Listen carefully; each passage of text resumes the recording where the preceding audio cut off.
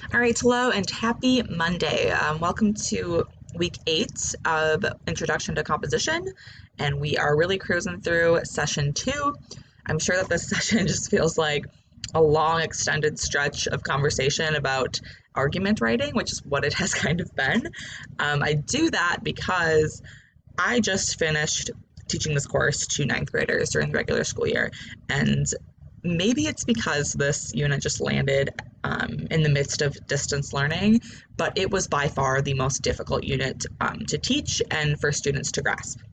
Again, there are lots of variables that go into this, okay? I mean, there were 90 of them as opposed to one of you, and they're ninth graders as opposed to 11th grader who is finishing up their high school career and chances are probably knows how to write this type of essay. But just in case this is just in general a very difficult concept to grasp and you're not getting it, I want to make this as easy as possible for you.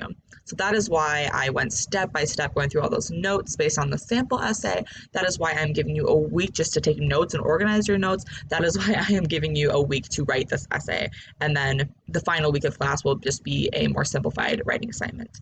Because I feel like as you enter your senior year, this is probably the most important type of writing to know, because without a doubt, you're going to have to write something along these lines your senior year, and you're going to have to write something along these lines in college, probably multiple times for multiple classes, because it is just a very technical type of writing, and that's how teachers can see, like, oh, this student knows how to take the requirements of an assignment and meet them in their own writing.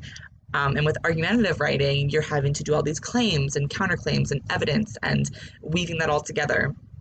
And what I want to do as your 11th grade summer school teacher is show you exactly how to do that, so that when you go to your senior year, when you go to college and your teacher just says, do it, you can look back on this experience and remember exactly how you got there.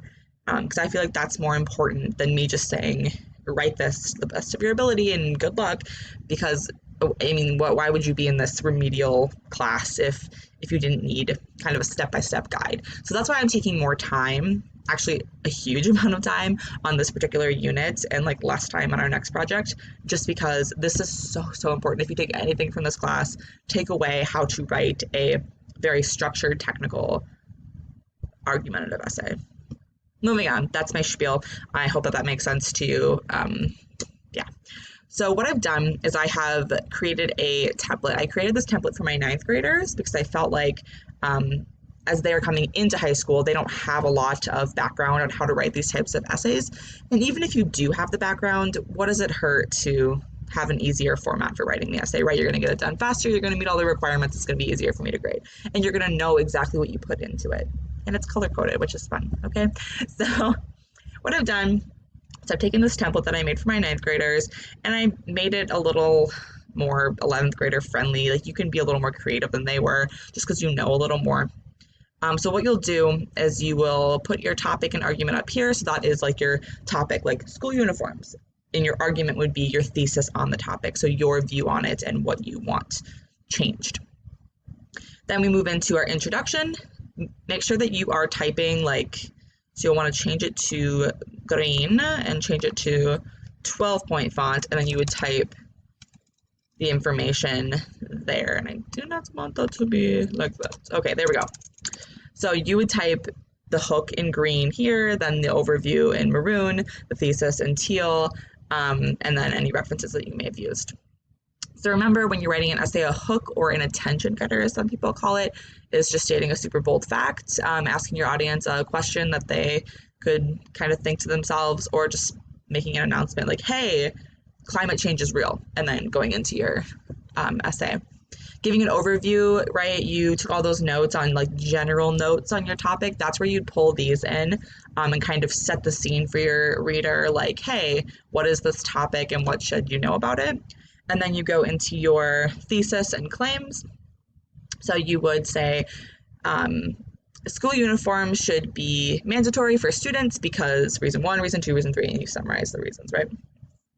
That's what the thesis will look like. Then move into body paragraph 1.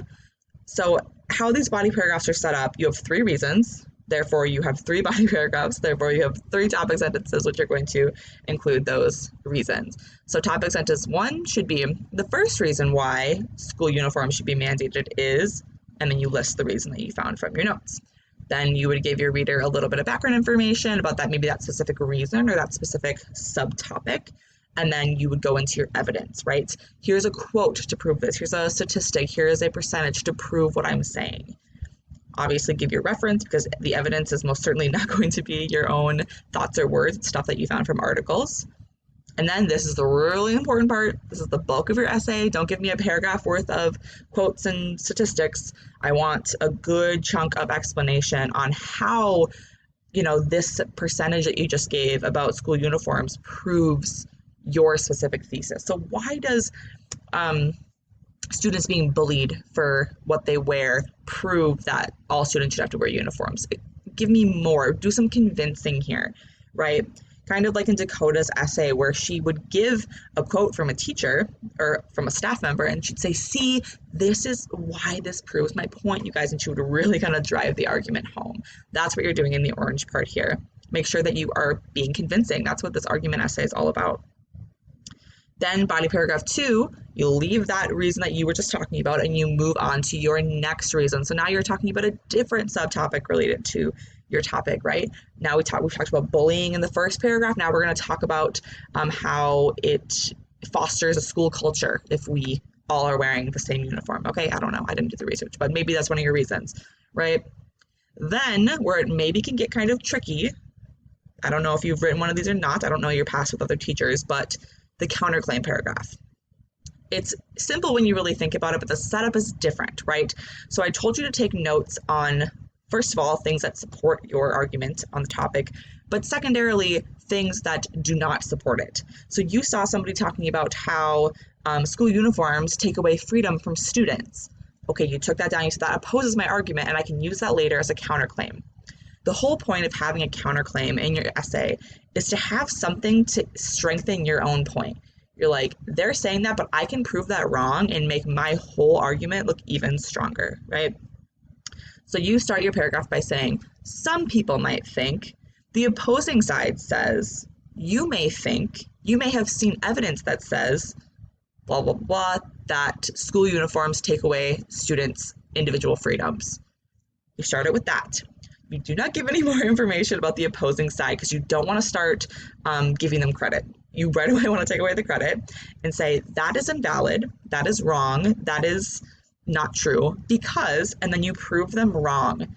You can do this in whatever way that you want, but you have to be able to back it up with evidence. So if you found that wearing school uniforms actually made students more confident or made them feel like they could express themselves in other ways, that's where you bring in that claim and say, actually, that's not true because students express their personal freedoms in this way instead. Then you would leave the counterclaim behind and start talking about your evidence that supports your claim now. All the different evidence that says that students express their freedom in other ways, right? So counterclaim, rebuttal, prove it wrong, and then give evidence to support your rebuttal. Kind of tricky. There's a sample essay that I'm going to link in the folder that will help you to navigate through this process. So I would say this is probably the trickiest part of it all. And here you still have to give a reference for where you found that counterclaim and where you found the rebuttal points. And then you would still have to prove, you'd have to really bring it all the way back around and say, see, this is why what other people are saying is not true, it's not valid, and we really should be implementing school uniforms, right? Circle it back around to the counterclaim, reinforce how you prove them wrong, and then really make that connection for readers. Then we move on to the conclusion, which is probably the easiest part. So you're just reviewing your thesis and main points, find a way to restate that whatever way you would like, and then you would want to do a call to action. So on that last day of notes that we did 2 weeks ago, I said, what is the most important part of a conclusion for an argument essay? The most important part is the call to action, because what is the point of convincing a group of people to do something if you don't give them advice on what to do? So you could say a variety of things. You could say, like, you need to talk to your school council person and say this needs to be implemented. If you are a school official, if that's who your audience is, try to bring this up in a meeting, some sort of admin board meeting, and make this happen. It depends who your audience is, but just tell them exactly what they could do to make this happen and to really support your argument.